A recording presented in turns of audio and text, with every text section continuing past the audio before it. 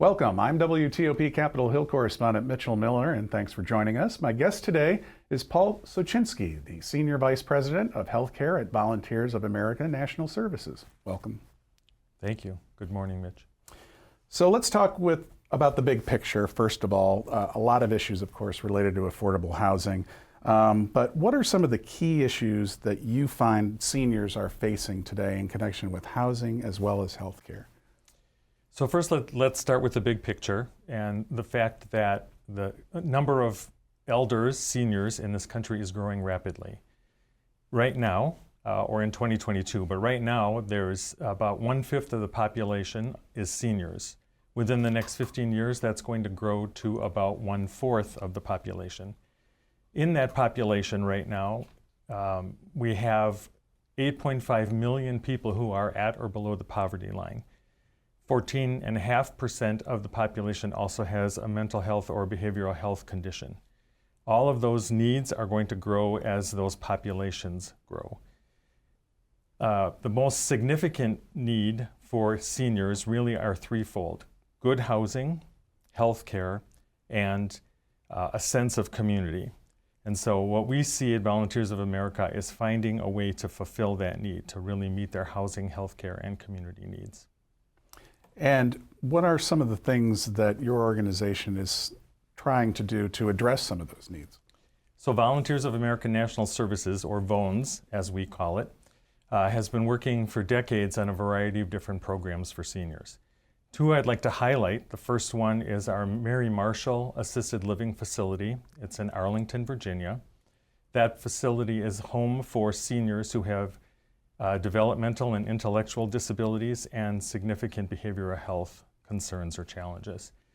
We've been working there to really create an opportunity and a setting where those three needs are met: housing, health care, and a sense of community. And that's all under one roof and in one place.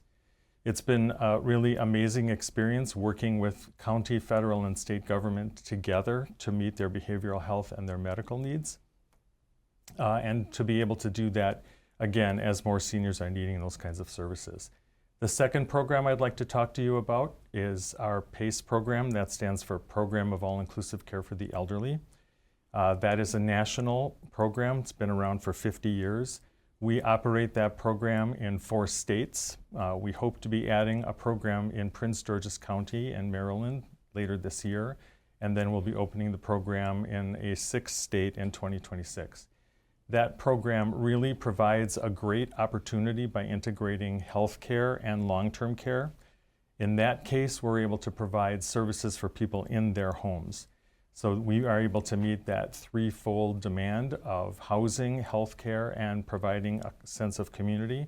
They're able to come into our day centers and receive that socialization need.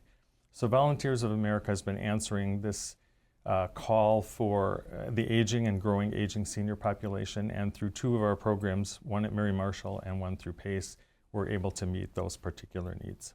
And related to the issue of the aging population, the fact that all of these things are kind of intertwined, are you finding that communities, for example, Arlington or Prince George's County, are becoming more open and amenable to trying to help create these type of facilities that are kind of an all-in-one?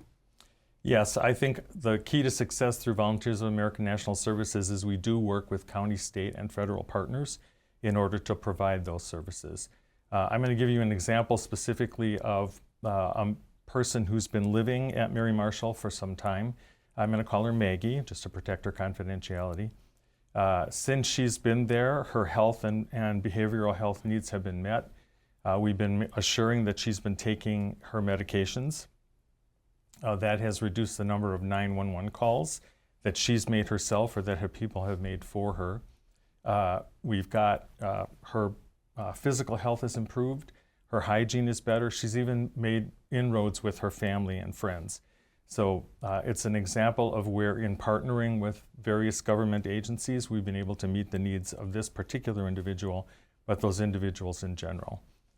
For the PACE program, the success of that program really is multiple-fold. It has done a really amazing job in keeping people out of the hospital, improving their access to care, but not necessarily through the emergency room. It's through direct primary care that we provide in our day centers and then sometimes in their homes. So those partnerships with federal government really makes a difference. It also helps with the funding because in the PACE program, for example, that funding is discounted on Medicaid rates. So that relationship between providers like us and various government agencies not only saves taxpayers money, but as you can tell from the individual I told you about in Maggie's case, it also improves her life greatly. Right, and you anticipated my next question related to saving money. It seems like that is a good selling point for communities as well as at the state level and even the federal level, that you are actually, by taking this comprehensive approach, actually lowering costs because you're looking longer out. Yes, so there are studies that have proven that these programs do work. And so, clearly the need that we've identified is a way to continue to expand those as the population ages and grows. There's ways to advance these programs. And yes, ultimately it does save the government money because private organizations like ours bear the risk for those things, but are also able to spread the dollars more effectively, and in that case, meeting the unique needs of those individuals. Now, you talked about the fact that we have an aging population, we have a lot of growing issues related to healthcare. As far as long-term care goes, what can we do to better address the needs of some of these individuals? So programs like this need to truly be expanded.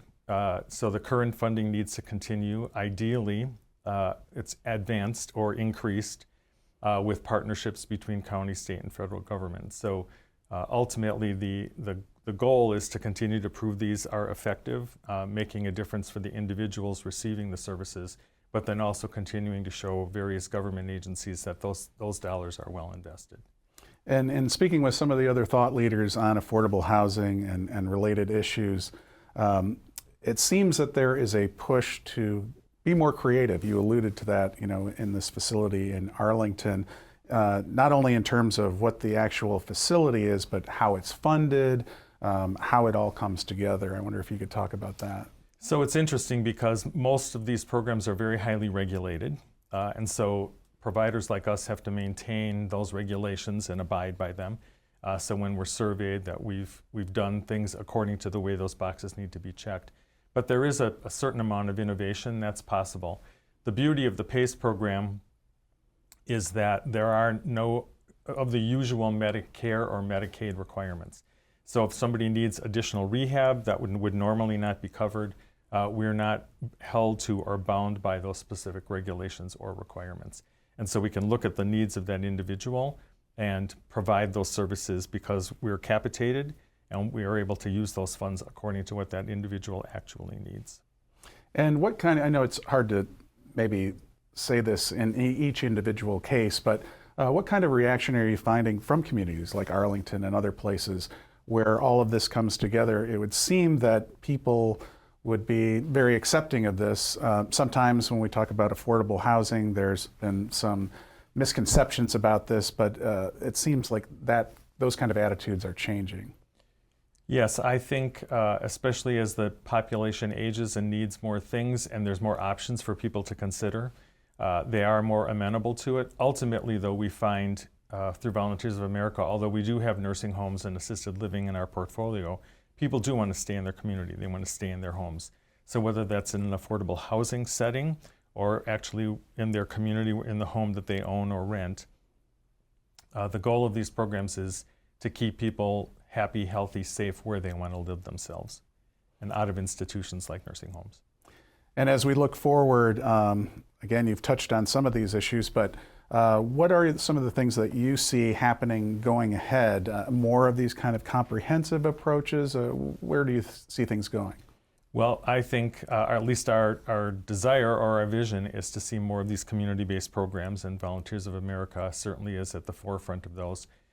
Locally, I'll give you some other examples of how we're making this vision of safe housing and healthcare combined.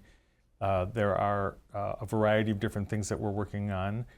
We've been looking in DC at the possibility of affordable housing in Ward 6. That's still being planned and discussed. We've been involved in the conversion of and reusing schools and converting them into affordable housing in the district. We've also, as I said, we'll be opening a program in Prince George's County, a PACE program in Maryland sometime this year. We are very active in innovative housing, and so looking at green housing, mixed income units, and other forms of more innovative construction. So I think there is a demand and there's an interest and there's also funding for it, and we're certainly at the forefront of trying to make those things happen in a good way. And I've talked to some other people about the fact that often it's these local facilities and plans that become kind of a lab for things that ultimately get up to the federal level and get to the policymakers and the lawmakers who say, hey, this worked in this community, maybe we can take a more creative approach. Yeah, so I think, again, demonstrating those things, they do get replicated, assuming the funding follows. Certainly, government partners have been very instrumental and important for Volunteers of America National Services. We continue to work with them. And so, yes, proving that those things work at the individual level and then across the board so that we can show that there's a good policy investment in that is something that we're constantly working on. And then lastly, given the fact that, as you mentioned, about a quarter of the U.S. population will be in this housing situation as seniors, do you find that that is helping you to make people more aware of this issue? And I just wonder if you feel like you're moving toward an optimistic view of how things are moving forward, or what kind of issues you see coming ahead. Well, so there's a lot of research that's happening about the changing demographic of elders. So my grandparents would necessarily have wanted something different than I do now and what's going to be needed in the future. So I think paying attention to that, really listening to what the customer or what the senior wants is extremely important. And then trying to match that funding based on the demand and the needs is really what the work is. Yeah, it seems like there's been a big transformation in that regard, that there are still people who obviously want to stay in their home that they've been in for decades. Very much so. But at the same time, there's a new kind of view that maybe you don't have to do that you don't have to be pulled out of that house to get into another facility, because some of them are so attractive, these communities. Yes, and even our day centers have changed because 20 years ago in PACE, it was a lot of bingo and what we call current events. That's reading the newspaper to seniors. Mm-hmm. This generation isn't going to do that. Believe it or not, it's jigsaw puzzles and crossword puzzles. Mm-hmm. So how does that happen in a community setting to make everybody working on those things together? So yeah, I think the demographic has changed, the demand and the interests have changed. And so the programming has to meet those needs. We can't just keep imposing what used to work. By hearing the voice of the customer and identifying ultimately what they need and want and building those programs accordingly. In affordable housing, I think things have also changed based on how those communities work and what they're looking for. And so how community rooms are established where before they may have been very individualized in their apartments, and now they do want to come out and experience those things together.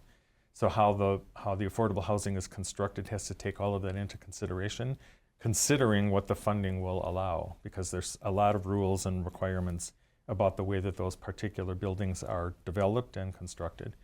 So Volunteers of America, I think, is really good at that focus on what the individual wants and then trying to match the funding to make it work. All right, any final thoughts as we look forward? Just help us get the funding, I think, is the final thought. All right, we'll leave it there. I'd like to thank today's guest, Paul Sochinsky, the Senior Vice President of Healthcare at Volunteers of America National Services. I'm WTOP Capitol Hill correspondent Mitchell Miller. For more on this discussion, visit WTOP.com and search Balancing the Housing Equation.